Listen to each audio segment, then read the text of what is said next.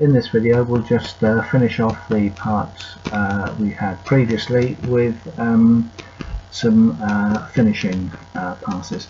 So I'll just switch off that pocketing toolpath, so we highlight it in the objects window here, and then in the properties window we just make it unvisible.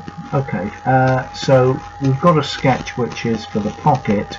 We could probably do with another sketch for the other faces.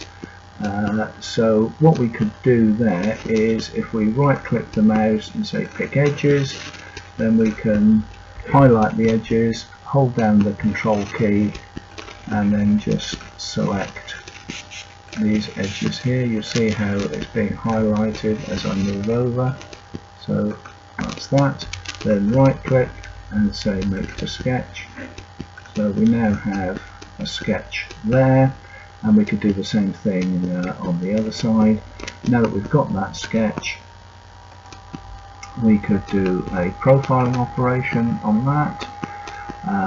The roll radius here is the amount of lead on and lead off, so make that maybe about the size of the cutter and maybe a bit more.